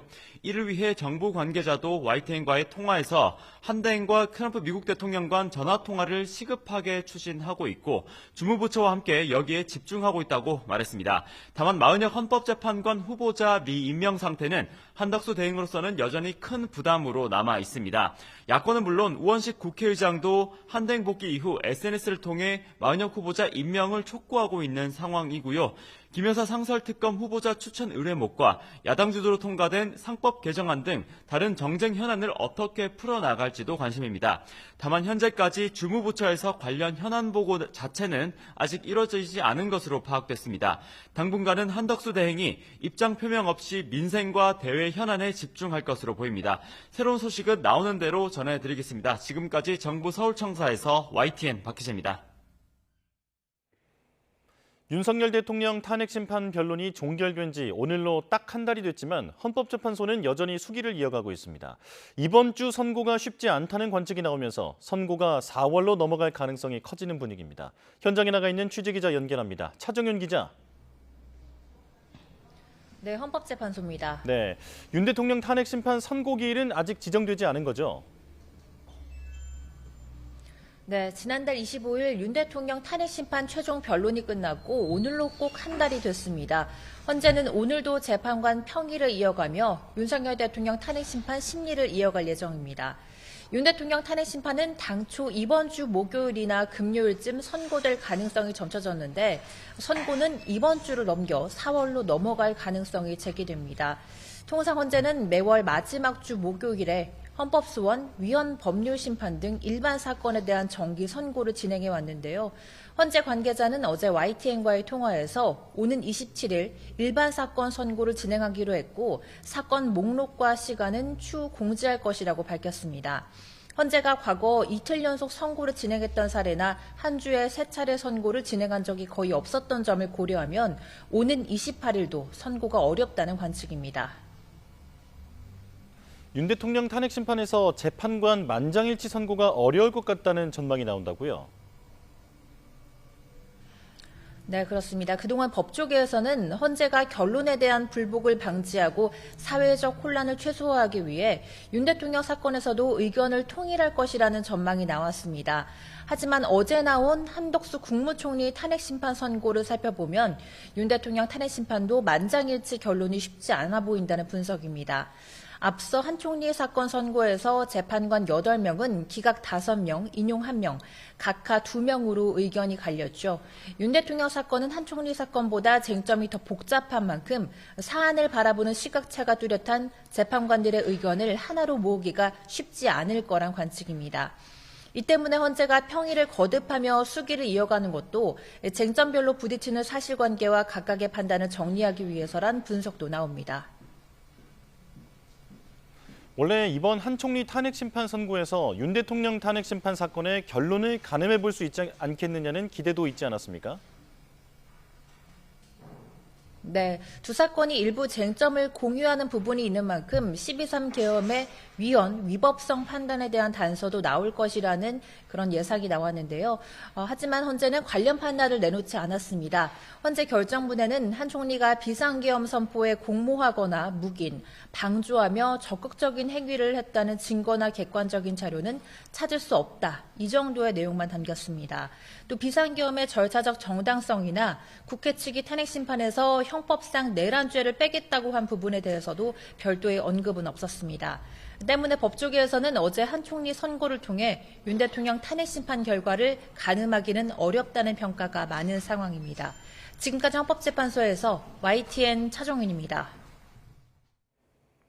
지난 주말 시작된 경북 의성 산불이 나흘째 이어지고 있습니다. 밤사이 산불은 더 확산해서 안동까지 번졌고 산불 영향 구역도 어젯밤보다 1.5배 넓어졌는데요. 임상섭 산림청장이 현장 브리핑을 진행합니다. 들어보겠습니다. 산림청장 임상섭입니다. 경북 의성과 안동 지역 산불 진화 현황에 대해서 말씀드리겠습니다. 금일 06시 기준 경북 의성 산불은 전체 화성길이 214.5km, 산불 영향구역은 12,565헥타르입니다. 어제 22시보다 화성 길이가 약 50km, 산불 영향구역 약 4,075헥타가 증가했습니다.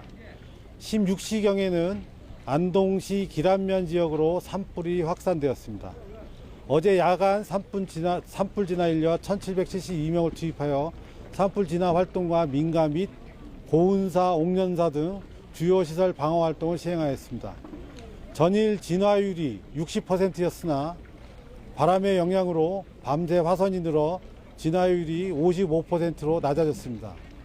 또한 지휘본부 주변 산불 확산으로 인해 안전을 위해서 안개면 사무소에서 경북 의성 지역 재활센터로 지휘본부를 이동하였습니다.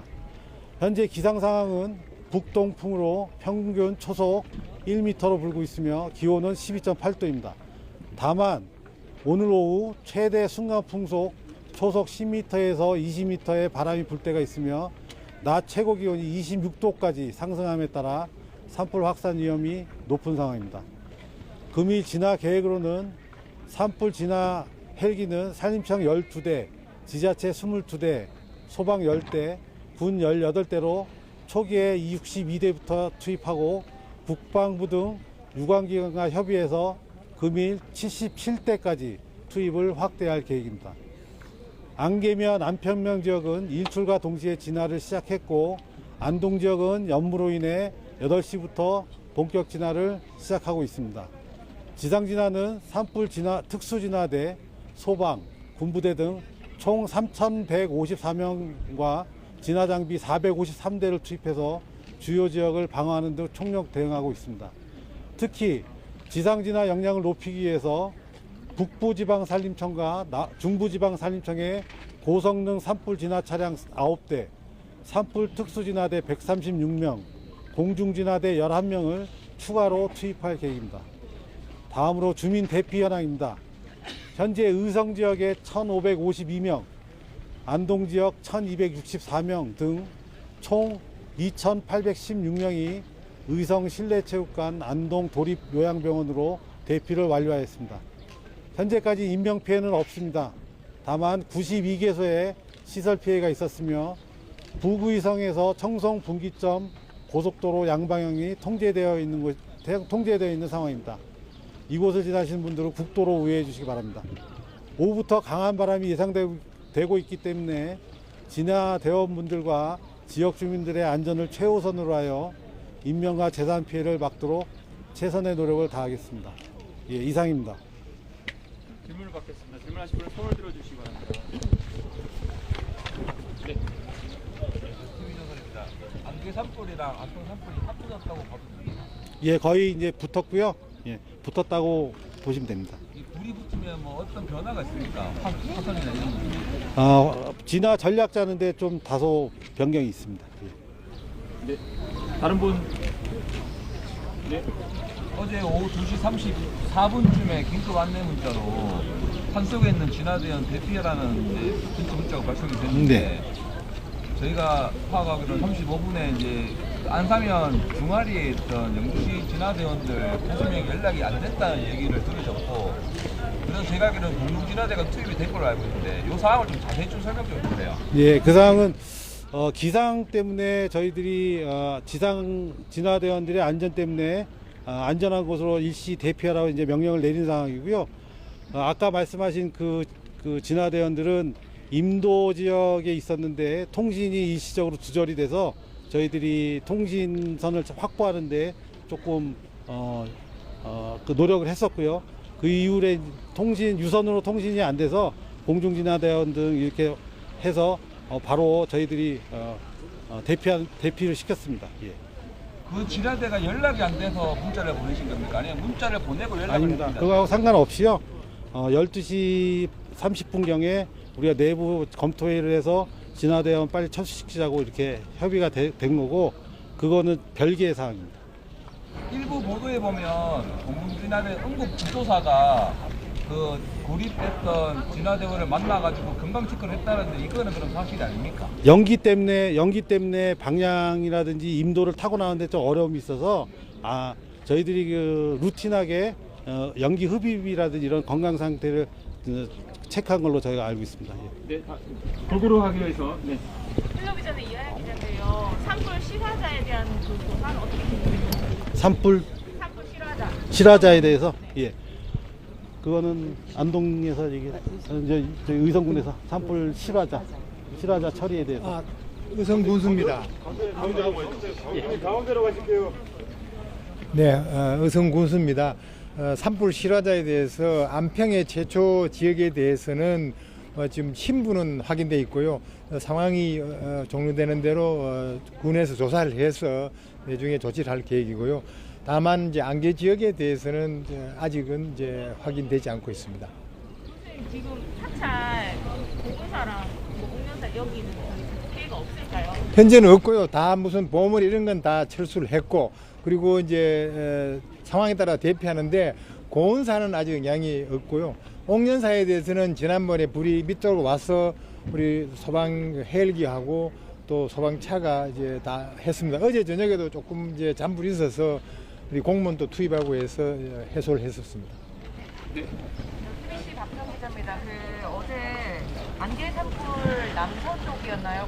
변전소 위치 때문에 화선 예방에 노력하셨던 것 같은데 지금 바람이 약하지만 북동풍이지 않습니까? 어제 저녁부터 늦은 시간부터는 계속 북동풍이더라고요. 네. 그래서 변전소 지역이랑 홍전 철탑 관련해서 지금 대응이나 피해 우려는 없는지 좀 말씀 주세요. 예. 저희들이 그 진화 전략을 짤 때 인명 피해하고 민간 재산 피해 플러스 주요 시설물을 주요 중점 지역으로 해서 우선적으로 방어를 하고 있습니다. 그래서 전에 말씀하신 주요 문화재라든지 변전소라든지 송전선로라든지 이런 데는 우선적으로 저희들이 공중진화라든지 지상진화에 우선적으로 고려하고 있기 때문에 큰 피해가 없도록 저희들이 조절하고 있습니다. 네, 한 분만 받겠습니다. 네, 이제. 네. 네, 임상섭 산림청장의 현장 브리핑 듣고 왔습니다. 의성 산불이 어제보다 화선의 길이와 영향구역이 늘어났다면서 지휘본부 주변까지 산불이 확산해 지휘본부가 이동했다고 밝혔습니다. 자, 그리고 경북 의성과 안동 산불이 거의 붙었다고 보면 된다라고 얘기를 했고요. 그래서 진화 전략을 짜는데 다소 변경 사항이 있는 것으로 지금 밝혔습니다. 자, 그리고 실화자 신분을 확인했는데 의성군에서 조사할 예정이라는 얘기까지 전했습니다. 산불 소식은 들어오는 대로 전해드리겠습니다. 한덕수 총리의 직무 복귀 결정을 내린 헌법재판관들의 판단이 윤 대통령 선고에는 어떤 영향을 줄지 전망하는 의견들이 분분합니다. 헌재는 오늘도 결론을 향한 숙고의 시간에 들어갑니다. 박성배 변호사와 관련 내용 짚어보겠습니다. 어서 오십시오. 안녕하십니까. 네. 자, 한덕수 총리가 어제 직무 복귀했습니다. 헌법재판관들 8명의 판단이 5-2-1 이렇게 엇갈렸거든요. 각각의 이유 설명해 주실까요? 문영배, 이미선, 정정미, 김영두 재판관은 한 총리의 헌법재판관 임명 거부가 헌법 또는 법률을 위반한 행위이고 다만 공직에서 파면할 만큼 중대한 사유에는 해당하지 않는다는 이유로 기각 의견을 냈습니다. 예. 여기에 김복형 재판관은 종국적인 거부가 아닌 만큼 헌법재판관 임명 거부에 해당하지 않는다는 이유로 기각 의견을 냈습니다. 예. 반면에 정계선 재판관은 헌법재판관 임명 거부뿐만 아니라 내란 특검 추천 의뢰를 하지 않는 행위를 이유로 인용 의견을 내었고 정형식, 조한창 재판관은 대통령 권한대행인 한 총리에 대한 의결 종족수는 애초에 200석 이상이어야 한다는 취지로 각하 의견을 냈습니다. 예, 이 각하와 기각 의견을 낸 3명의 재판관 판단에 특히 주목이 된다고요? 특이한 판단이기 때문입니다. 여기서 일컫는 특이함이란 예. 다수 의견에 배치되는 판단이라는 취지인데 무엇보다 정형식, 조한창 재판관은 대통령 권한대행인 한 총리 탄핵 소추를 위해서는 의결 종족수 200석 이상이어야 한다는 취지로 본안에 대한 판단을 전혀 하지 않았습니다. 예. 즉, 이 사건 자체에 대해 이 두 재판관이 어떠한 심증을 가지고 있는지 알 수 있는 방법이 없습니다. 나아가서 김복형 재판관은 헌법재판관 임명 거부가 전국적인 거부에 해당하지 않는다는 이유로 기각 의견을 내었고 그 반면에 정계선 재판관은 헌법재판관 임명 거부뿐만 아니라 내란 특검 추천 의뢰를 하지 않은 행위를 의도적인 행위라고 보고 중대한 사유로서 공직에서 파면해야 한다는 취지로 인용 의견을 냈습니다. 상당히 예. 날카롭게 의견이 대립하는 지점이라고 할 수 있습니다. 그렇군요. 자, 그리고 유일하게 인용 의견을 낸 재판관도 있는데 국회 측의 탄핵 논거를 거의 그대로 받아들였다라고 해석이 나오더라고요. 내란 특검 추천 의뢰 부분에 대해서도 나머지 재판관들은 각하 또는 본안에 대한 판단을 한다고 하더라도 기각 의견을 냈음에도 불구하고 이와 같은 행위는 일정한 의도가 있었다고 본 것 같습니다. 예. 그 일정한 의도로 인해서 현재까지 관련 특검이 임명되지 않음으로 인해 수사권과 관련된 논란이 지속되고 있고 특히 마은혁 재판관을 임명하지 않은 행위도 실질적인 의도를 가진 행위라고 보고 있는 듯한 인상을 지울 수가 없었습니다. 예. 소수 여당은 진정한 의미의 소수자라 할 수 없다는 취지의 판시를 더하면서 국회 측의 시각과 상당 부분 중첩되는 시각을 내비쳤습니다. 그렇군요. 자, 윤 대통령 선고를 예단할 수 있는 그 직접 관련 쟁점들에 대한 판단이 나오지 않았기 때문에 지금 이 부분을 두고도 여러 해석이 나오는데요. 한덕수 총리 선고처럼 윤 대통령 선고건도 만장일치는 기대하기 어렵다라는 평가가 나오더라고요. 한 총리 탄핵 심판 선고 결과에 비춰보면 내부에서 헌법재판관들 사이에 의견이 팽팽하게 대립되고 있을 수는 있을 것 같습니다. 예. 그렇지만 아직까지는 그 결과를 예단하기 어렵습니다. 예를 들어서 대통령 권한대행인 국무총리나 국무위원에 대한 탄핵 의결 종족수는 실무상 쟁점이라 이 실무상 쟁점을 두고 재판관 사이의 의견이 엇갈린다고 이념 성향에 따라 판단을 달리할 것이라는 판단은 아직까지는 예단으로 볼 수 있습니다. 뿐만 아니라 예. 헌법재판관 임명 거부와 관련해서도 대부분의 재판관들의 의견 일치를 보았습니다. 다만 그 중대성을 두고는 일부 재판관 사이에 이견이 노출되었는데 한 총리 사건은 그 사건 내용상 그 중대성 여부를 두고 재판관 사이에 이견이 있을 수밖에 없는 사안이라고 할 수 있습니다. 평가를 충분히 달리할 수 있는 사안이라서 윤 대통령 탄핵 심판 사건에서 재판관들이 이념 성향에 따라 그 의견이 크게 엇갈릴 것이라는 전망 그대로 이어질지는 아직까지는 예단할 수는 없습니다. 예. 자, 그런가 하면 윤 대통령의 선고 기일 목요일 또는 금요일로 추려진 상황이었는데 또 헌재가 원래 일정대로 그 목요일에 정기 선고를 한다고 하더라고요. 그렇게 되면 이틀 연속 선고를 한 적은 좀 드물다 보니까 이게 이번 주도 선고가 어려울 수 있다라는 얘기가 나오는데 자세히 설명해 주시죠. 이번 주에 선고를 하기 위해서는 적어도 내일 또는 모레에는 선고기일 통지가 이루어져야 합니다. 예. 현재까지의 상황에 비춰보면 이번 주 선고가 어렵지 않을까라는 예측이 충분히 가능합니다. 특히 목요일에 정기 선고를 그대로 강행한다면 금요일에도 물론 사안의 특성상 추가 선고를 할 수 있겠습니다만 금요일 선고도 일반적으로 어렵다는 관측이 지배적입니다. 그렇다면 다음 주로 넘어갈 수밖에 없고 다음 주 화요일이 당장 4월이라 4월 선고가 임박해 있다는 관측도 제기되고 있습니다. 그렇지만 4월 18일 2명의 헌법재판관이 퇴임하는 이상 4월 초순경에는 반드시 선고가 이루어질 것으로 보이는데 어제 한 총리 탄핵심판 선고 결정 문구에도 재판관들이 이 사건을 이대로 방치해 두어서는 안 된다. 신속한 결정으로 사회 혼란을 매듭지어야 한다는 공감대는 형성돼 있음을 확인할 수 있었습니다. 아마 조속한 결론을 위해서 의견 합치를 위한 신속한 평의가 이어질 것이라 전망합니다. 예. 자, 그런가 하면 어제 윤석열 대통령의 내란 우두머리 혐의 재판 2차 공판 준비기일이 열렸습니다. 자, 여기에서 다음 달 14일에 정식 공판이 시작되는 걸로 일정이 나왔는데 대통령도 출석할까요? 대통령은 출석할 의무가 있습니다. 공판 준비 기일이 아니라 정식 공판 기일에 피고인은 출석할 의무를 부담하게 됩니다. 예. 첫 공판 기일에는 최상목 경제부총리와 조태용 외교부 장관이 증인으로 출석하게 되는데 이 피고인 측이 부동의한 증인이 상당히 많다 보니 검찰은 그 부동의한 증인에 대해서 순차적으로 증인 신문을 진행해야 할 상황입니다. 특히 재판부가 9월까지는 공판을 진행할 것이라고 하는데 이미 윤 대통령 구속 취소 결정으로 석방돼 불구속 상태입니다. 예. 불구속 피고인에 대해서는 사실상 그 기간 제한 없이 재판을 진행하기 마련이고 향후 김용현 전 국방부 장관 등 현재 구속돼 있는 여타 피고인들과 이 사건을 병합하게 된다면 이 김용현 전 국방부 장관 등에 대해서도 구속 기간을 도구한 이후에 이들을 석방한 이후에도 재판을 그대로 진행할 가능성이 높아지게 됩니다. 네. 자, 그리고 윤 대통령 측이 어제 공소 사실을 모두 부인했죠. 공소 사실을 모두 부인했습니다. 내란죄 수사권도 다투었을 뿐만 아니라 여타 공소 사실에 대해서도 전반적으로 부인하는 취지로 진술했습니다. 검찰로서는 증인에 대한 신속한 증인 신문 외에도 피고인 측의 방어 논리를 재차 반박하는 검찰 의견서 방어 논리를 재차 제시할 가능성이 상당히 높아 보입니다. 아마 재판이 진행되는 과정에서 재판부가 피고인뿐만 아니라 검찰에도 입증을 촉구할 가능성이 상당히 높고 양측이 재판 진행 내내 법리를 두고 치열한 공방을 이어갈 것으로 전망됩니다. 예. 자, 트랙터 시위 불허 건도 살짝 살펴보겠습니다. 오늘 2시부터 전국농민회 총연맹의 집회가 있는데 법원이 트럭 행진은 허용했지만 트랙터 진입은 막았습니다. 이유가 뭡니까? 애초 전농이 헌재의 조속한 결정을 촉구하는 트럭을 동원한 상경 시위를 예고한 바 있습니다. 이에 대해서 경찰이 금지 통보를 했는데 이러자 전농이 이 법원에 취소 신청을 하면서 집행정지 신청을 아울러 단행했습니다. 예. 이 집행정지 신청에 대해서 재판부가 교통소통과 질서 유지에 장애를 발생할 우려가 있다는 이유로 트랙터의 서울 진입을 막고 트랙터 20대만 허용하는 결정을 내렸습니다. 즉 일부 인용 결정을 내리게 된 것인데 전농 측은 이에 반발하면서 즉시 항고를 예고한 상황입니다. 그렇군요. 자, 그리고 내일은 민주당 이재명 대표의 항소심 선고 결과가 나옵니다. 핵심 쟁점 정리해 주실까요? 김문기 전 처장을 몰랐다는 부분과 백현동 부지 국토부 협박 관련된 일부 유죄 결정이 1심 선고 과정에서 이루어졌습니다.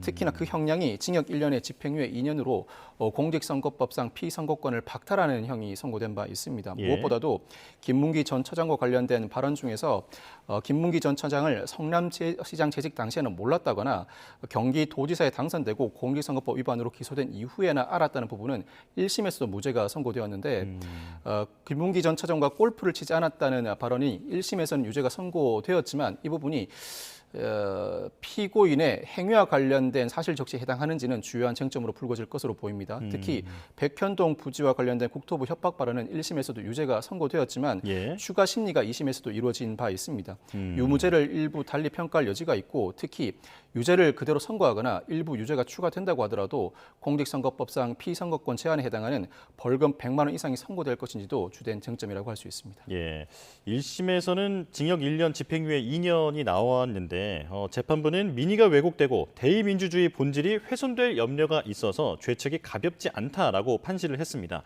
항소심 재판부도 같은 판단을 내릴까요? 동일한 유무죄 판단을 내린다면 적어도 벌금 100만 원 이상을 선고할 가능성은 높아 보이는 것이 사실입니다. 예. 사실 이전까지 전례에 비춰본다면 선거에서 패배한 자에 대해서는 공직선거법 위반으로 기소된다고 하더라도 피선거권을 일부 박탈하는 수준에 그치는 형이 선고돼 왔는데 이례적으로 1심에서는 징역 1년에 집행유예 2년이라는 중형이 선고되었습니다. 아마 심리 과정에서 유무죄 판단이 달라지지 않는다면 적어도 집행유예는 아니라고 할지라도 벌금 100만 원 이상 공직선거법상 피선거권 제한에 해당하는 형이 선고될 가능성이 높아 보이는데 아직까지 예단할 수는 없습니다. 일부 무죄가 선고될 가능성도 존재할 뿐만 아니라 재판부가 1심과 다른 시각, 즉 의도적인 행위가 아니라고 판단할 때는 피선거권 제한에 해당하지 않는 벌금 100만 원 미만의 형이 선고될 가능성도 배제하지 못합니다. 예, 내일 함께 지켜봐야겠습니다. 지금까지 박성배 변호사와 함께했습니다. 고맙습니다. 네, 감사합니다.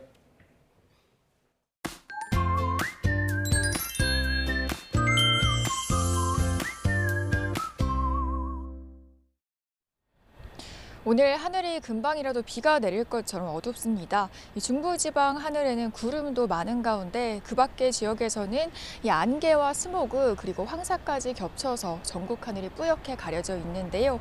이 하늘만 흐릴 뿐 오늘도 비 소식은 없는 가운데 대기가 하루하루 메말라가고 있습니다. 특히 오늘 오후부터는 바람까지 강해지면서 산불 위험이 더욱더 커질 걸로 보입니다. 이 대형 산불이 좀처럼 잡히지 않고 있는 가운데 대기가 더욱 건조해지고 있습니다. 경북에는 건조경보가 내려졌고 건조특보는 동쪽 지방을 중심으로 연일 확대 강화하고 있는데요. 현재 전국에 산불 위기경보의 상위 2단계인 경계와 심각 단계가 발령 중입니다. 오후부터는 동해안과 서해안에 특보 수준의 돌풍까지 불겠는데요. 이 고온건조한 강풍에 불이 번지기 쉬운 만큼 산림 근처에서는 화기 사용을 절대 삼가셔야겠습니다. 스모그가 잔류하면서 초미세먼지주의보가 내려진 수도권에서는 현재 농도가 매우 나쁨 수준으로 악화했고요. 강릉과 영남 지역에서는 밤사이에 유입된 황사가 관측되고 있습니다. 그 밖의 지역에서도 오늘 공기가 탁한 가운데 낮 동안 황사의 영향으로 대기질이 더 악화하는 곳도 있겠습니다. 오늘 아침 추위도 없었지만 낮 동안 서울 기온이 19도까지 껑충 오르겠고요. 광주 24도, 대구 26도 등 남부지방에서는 25도 안팎까지 올라서 일교차가 더 크겠습니다. 내일까지는 고온건조한 날씨에 답답한 공기가 이어지겠지만 모레는 산불이 진화 중인 영남을 비롯한 전국에 단비 소식이 있습니다.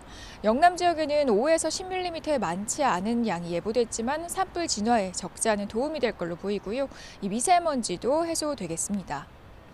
해가 떠오르면서 서해안을 중심으로 무척 짙게 끼었던 안개는 점차 걷히고 있습니다. 다만 서울 등 서쪽 지방에 여전히 엷은 안개가 남아있는 가운데 오늘 낮 동안에도 이 안개와 먼지가 뒤엉켜서 시야가 흐릴 수 있겠습니다. 지금까지 서울 상암동에서 YTN 고은재입니다. 네, 뉴스업 화요일 순서 마칩니다. 내일 다시 뵙겠습니다. 고맙습니다.